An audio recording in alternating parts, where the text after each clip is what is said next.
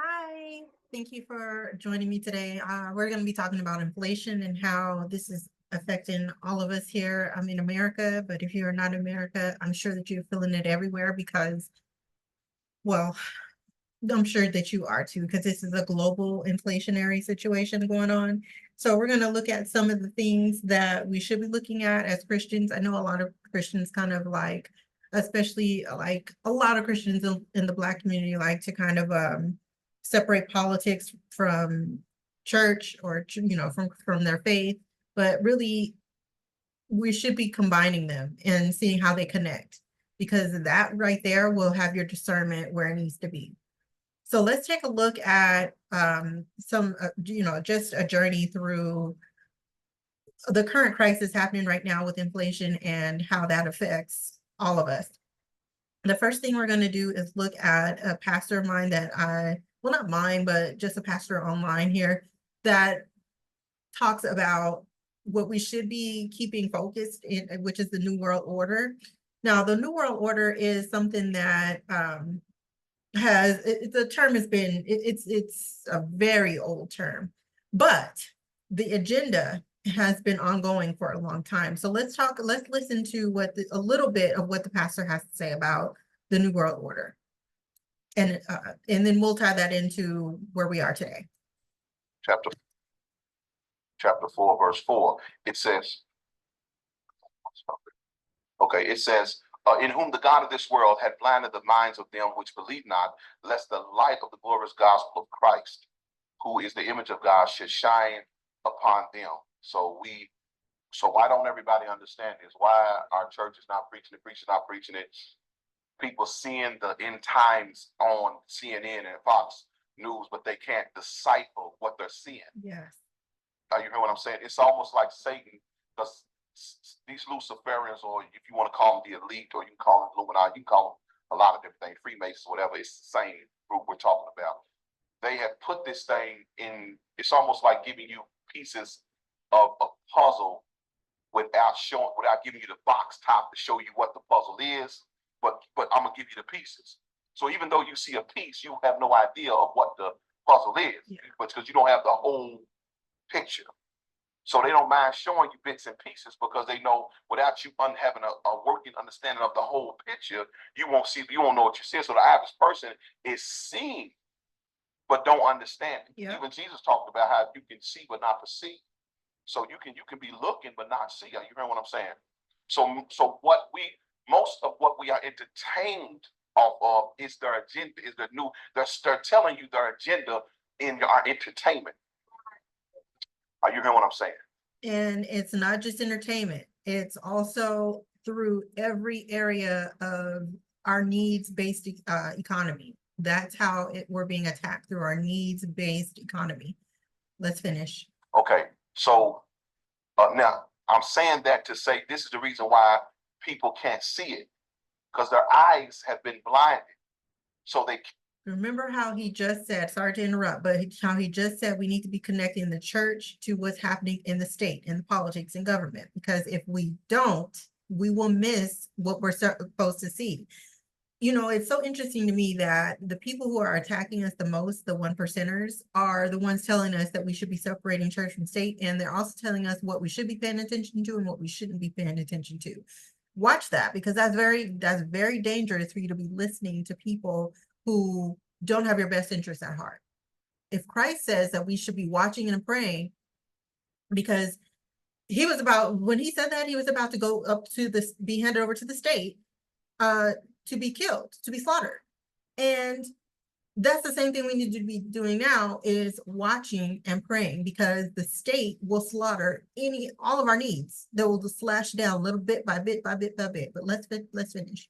Cannot see it. Are you hearing what I'm saying? Now, it's important that every Christian have a basic understanding of the New World Order and explain what it all means. So you need to pray and ask God to speak to your heart and your mind. The Bible teaches that our battle as Christians is not against the flesh and blood, but against the rulers of darkness of this world. Yeah. Now, if you hear me say a scripture, write it down just for your own reference. Ephesians 6 and 10 says, finally, my brethren, be strong in the Lord and the power of his might. Put on the whole armor of God, that you may be able to to stand against the wiles of the devil. Yeah. But we wrestle not against flesh and blood, but against principalities, against powers. And then the next one is what is when we talk about this elite, Illuminati, New World Order, rulers of darkness of this world. Yes. So these are ruler high. Man, I miss this man. I miss this man. This is spot on. This is right where we need to be, right where what he's preaching right now. Churches, and there are some churches, especially online, where you'll find that they're talking about it, but we need to be loud and not obnoxious, but strategically loud about pushing back against what's happening in the world today. Ranking. Because best believe it's not just Christians that are being hurt and harmed by, when certain interests in this country extract the things that they want from the public, from the proletariat. And what they're extracting is basically everything and anything that they can get. But what it looks like on our end is that they're extracting financial stability. They're extracting mental health, because we're working 2 to 3 jobs just to do what we need to do. And then they're extracting time that we should be spending with our families, time that we should be spending with God. They're extracting the opportunity cost that they get. It's more than just financial. Say high ranking against spiritual wickedness in high places. Let's run that back. But we wrestle not against flesh and blood, but against principalities, against powers. And then the next one is what is when we talk about this elite, Illuminati, New World Order, rulers of darkness of this world. So these are ruler high ranking. Say high ranking against spiritual wickedness in high places. So you need to keep this in mind, that although we may talk about people or people groups, we're really talking about the spiritual forces that they are either possessed with or operate out of. You got what I'm saying? So we know we're not fighting people, because we know people are motivated. People who do demonic stuff are motivated by demons, and when they die, the demon's gonna leave them. So they are just so we're not necessarily talking about them. We're talking about what's motivating them. You hear what I'm saying? Yeah. Okay, so no one can properly understand what's going on in today's world unless you begin with the word of God. This is why the Bible teaches in 2 Corinthians 4, for that Satan is the God of this sinful world. The earth belongs to the Lord, but Satan is the God of this world's system. Y'all got that? So when the Bible says a cow on 1,000 hills is the Lord, the earth is the Lord, the fullness thereof, yeah, but Satan owns the system. All right.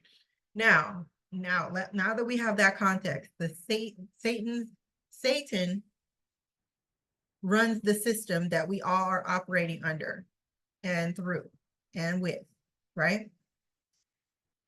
One of those systems is the financial system. So let's take a look at this news story from Newsweek. Let's take a look.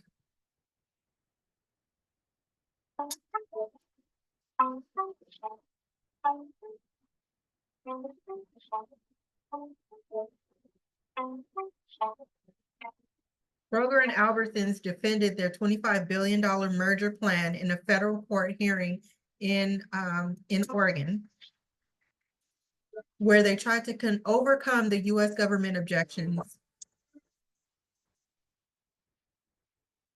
The two companies proposed what would be the largest supermarket merger in history, arguing that it would help them reduce costs. But let me just tell you, when we talk about these large conglomerate companies, that is also a ruling class. That's a class status, is if you have money and wealth. Money and wealth don't come from having a vast network of national and international dealings and inner workings to where you can make things happen on a grand scale. Now, for this, they came up against the government. So basically a network is a machine. And if that machine works well, it can extract power and wealth.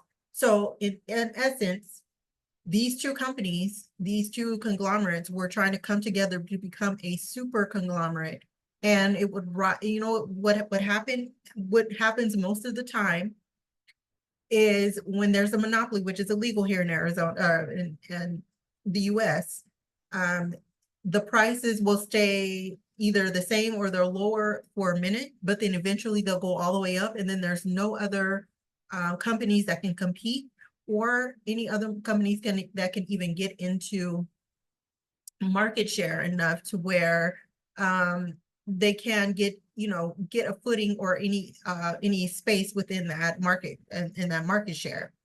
This has happened with Amazon. If you notice, a lot of authors are complaining about the 40% increase that Amazon has recently put on all of their sales. So they have to pay a percentage, plus they also have to have the lowest price, I believe, on Amazon. They penalize you for doing certain things, and Amazon is such a conglomerate in the book space that it hurts the little guy. It hurts the little guy because they have to now market lower, plus also have to pay that large fee. And also they have to be, it has to be lower on any other sites that they have, like if they have their own website or if they post it on any other websites where there are, like digital bookstores or even real bookstores. But this happens in any market, any industry. This is what happens. Eventually, the conglomerate will squeeze the little guy out of all of their money. The two companies proposed that what would be the largest supermarket merger in history, arguing that it would help them reduce costs and better compete with big rivals like Walmart and Costco. The FTC has claimed it would eliminate competition and raise grocery prices amid high food price inflation.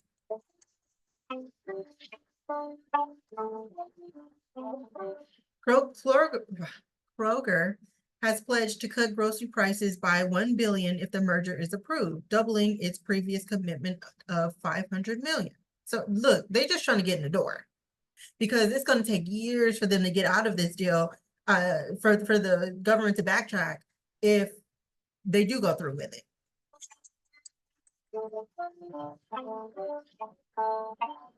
However, the FTC and some industry experts are skeptical of such promises.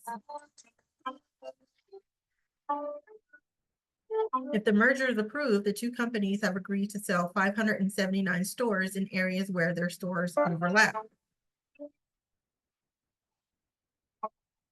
The buyer would be C&S Wholesale Grocers, a New Hampshire-based supplier to independent markets.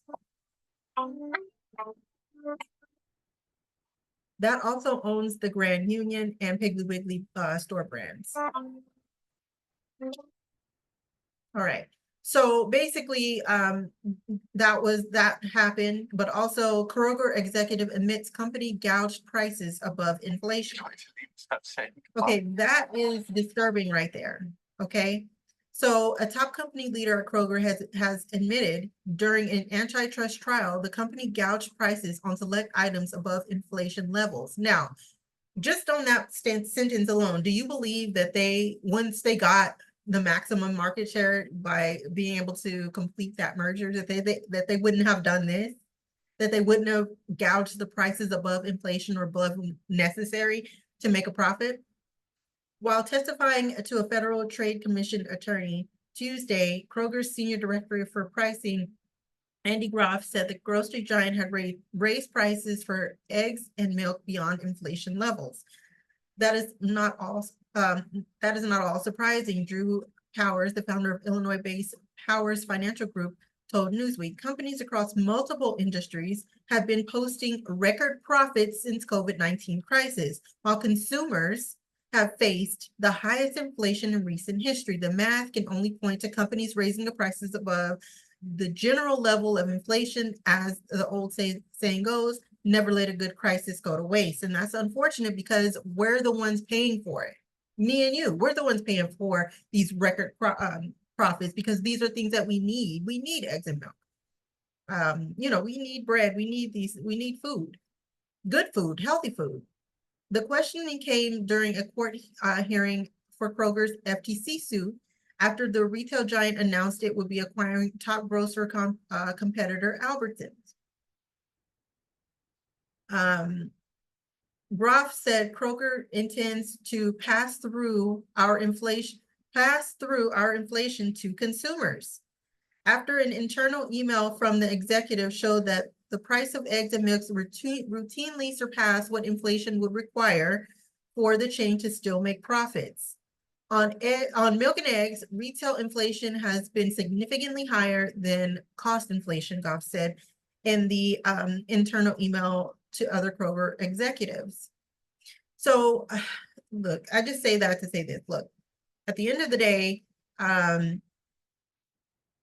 this is what's happening. And speaking of Amazon, there's an ad there. But the point is that these grocery stores, these companies, these one percenters, these rulers are extracting so much wealth. This is the greatest wealth transfer that is happening in history.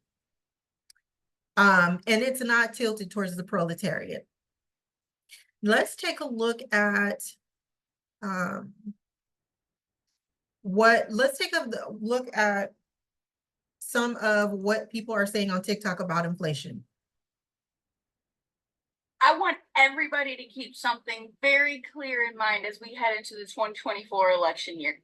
When you start getting all of the unsolicited text messages, email, actual mail, seeing all of these commercials of these career politicians worth billions of dollars trying to say, please donate to my re-election campaign.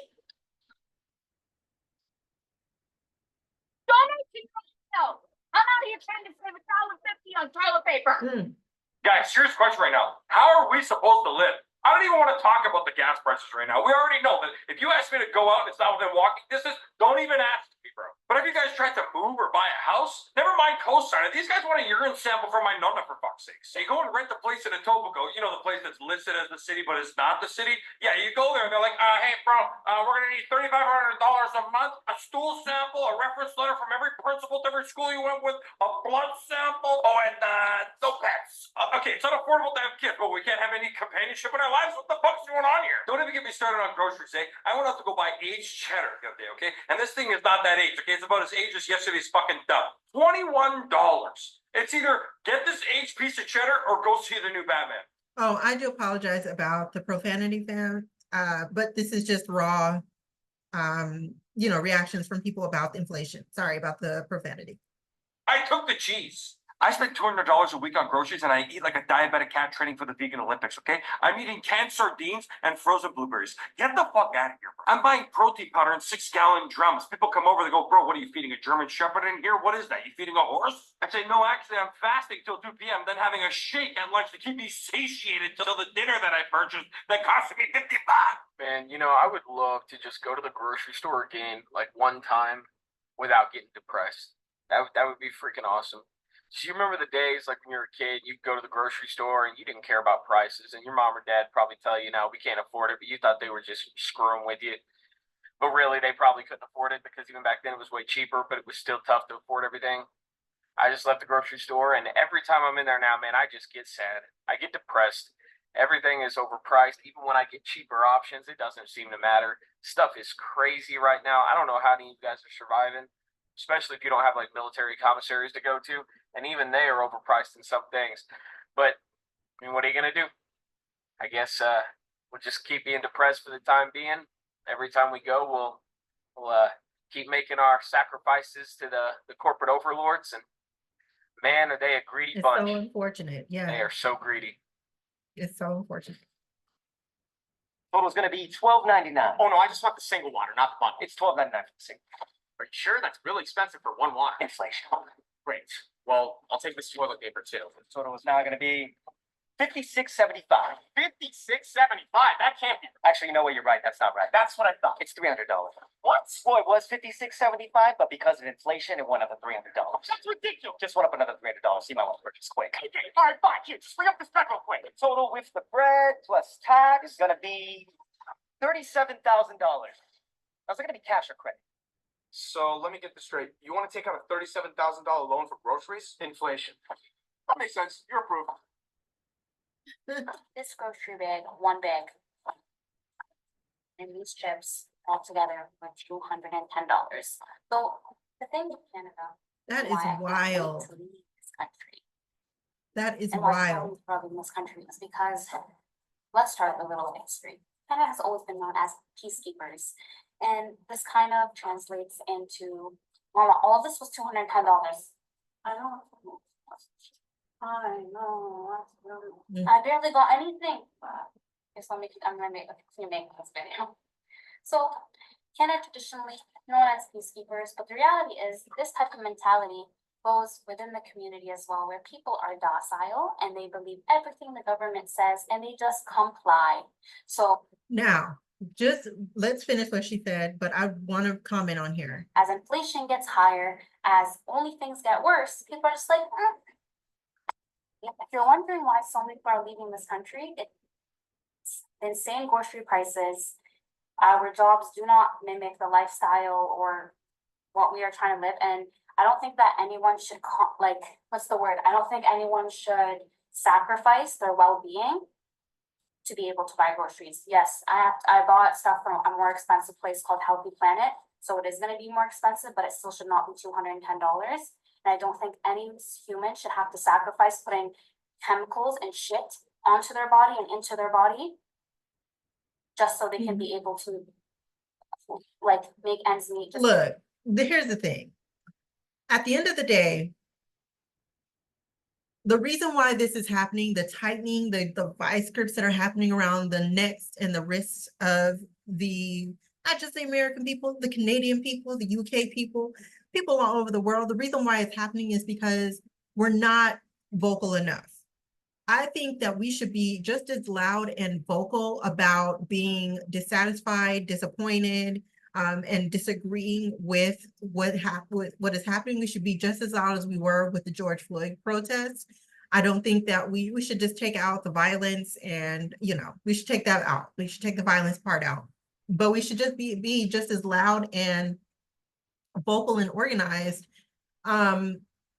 with this, because if we don't, it'll continue to keep happening. If we just act like, oh, well, one of the guys said, oh, well, it's just, for right now. It's not going to be for just right now if we don't do or say something. If we don't push back, it'll get worse. It blows my mind. There's some people that come here and then, I've seen videos on YouTube where they'll say, oh, well, imagine going to another country. They have it so much worse than you guys do. Why do you guys complain? It's because we complain that we don't have it worse than they do. That's why that's why. Like, I don't understand how you don't get how you do, and if we stop complaining, it'll get as worse as it was before. And that's why you over here.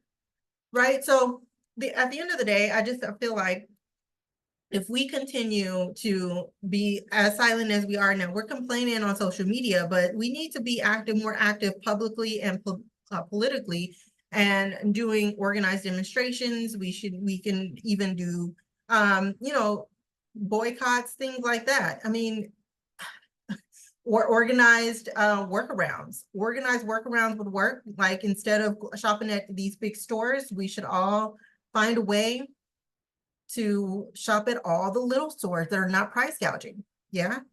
But all in all, we have to find a myriad of different ways to respond. Because we can complain, that's one part of it. We need to be vocally complaining about it, but also we need to take action as well.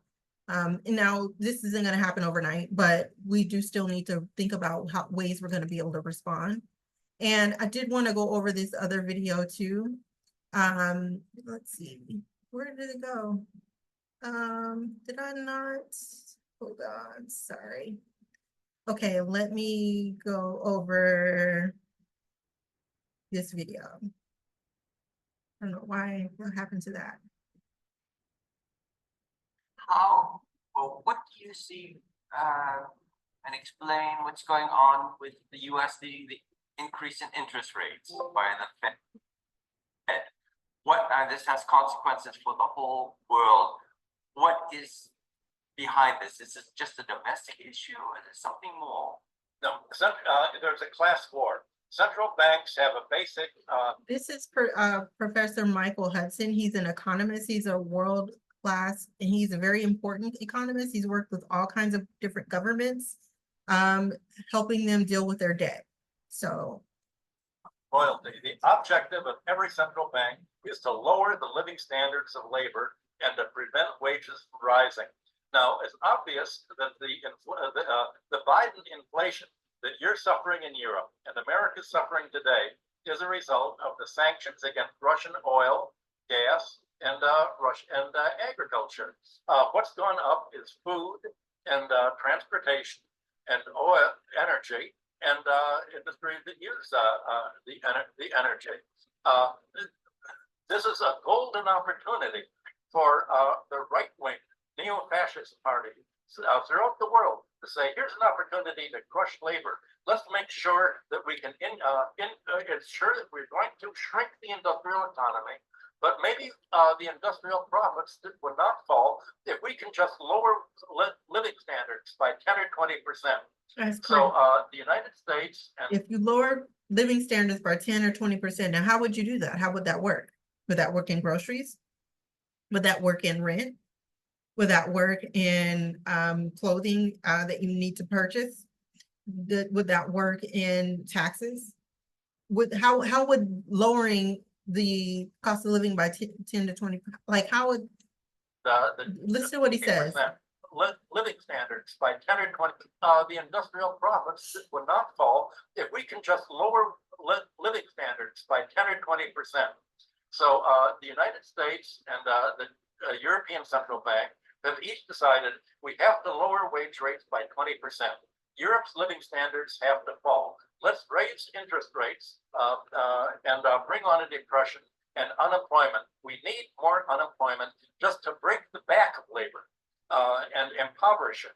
So especially this is the policy of the labor parties. The policy of the labor parties is to reduce wages, increase unemployment, and reduce living standards. Whether it's the British Labour Party or the German Social Democrats or their counterparts abroad, or the Democratic Party in the United States. This is the right-wing class war of industry against labor. Using central banks is the means to bring on a depression. And you heard it right there, okay? So basically what this is all about is, oh, that was the video. Basically what this is all about is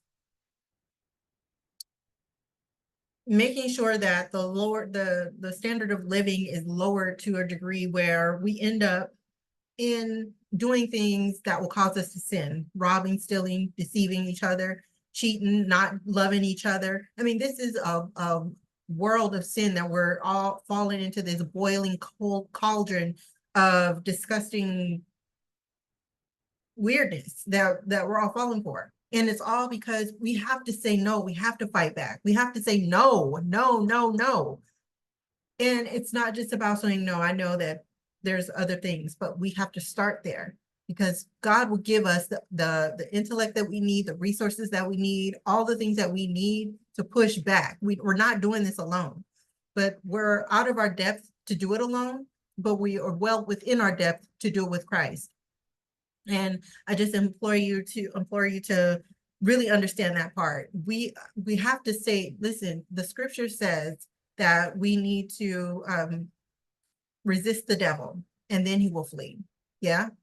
So we have to say, no, we don't want to fall for your new world order, demonic, systematic approach to extracting all the things that I love, my family, even the work has become unbearable. It's just an unbearable state of being. Life is becoming unbearable, and that's not what Christ died for. Christ didn't die for us to live an unbearable life. And then, people now more than ever are in a state where they are ripe for death. Like they want to be at death's door because of how unbearable life is. And that's not, life is supposed to be a beautiful, abundant thing. Right now, people are fighting about abortion because they don't feel that they have the resources to have families and children. This is why people want abortion. They want to kill children. They want to be able to escape through sex, but they also don't want to deal with the consequences of having you know, bearing a child and having that child and taking care of that child, and mostly because of what the economy is today. And then they'll use you know, strong arm arguments and say, oh, well, what if somebody's raped, or what if somebody is what if somebody is due to incest? And that is only an argument that is used so that they can say, well, if it's good for the goose, it's good for the gander. If rape victims and incest victims can get abortions, then why can't everybody else get abortions? That's really the only reason why. They really actually don't care about rape victims or incest victims. Mostly, that's the most of the case. They only care about how they can get back into escape through sex but escape the consequences as well. So you can escape through sex. I think that there's a big sex addiction in the world. You can escape through sex, but you also can't escape the consequences. At some point, you're going to have to either face your problems or face an even bigger problem, not being able to take care of yourself and your child. But this all goes hand in hand, because the reason why abortion and things like that deplete life, that take life, is being talked about and being allowed is because of the economic status of the world, the status of the proletariat, I should say, not the 1%, because they're living great, but the economic status of the proletariat. We are really in a state of where we are, we're in a depression, basically. And so this is the response you're getting back. Anything that has to do with adding more to the depressed state, people want to get away from it. And I get that part, but we have to find other ways to get away from it instead of, you know, killing is not the answer. All right, well, that's been the end of the video. If you have any questions, or if you want to add to the conversation, please do so in the bottom, in the comment section. Please like, share, and subscribe to the channel. If you have an idea for a video, please put that in the comments section below. All right, thanks. Bye.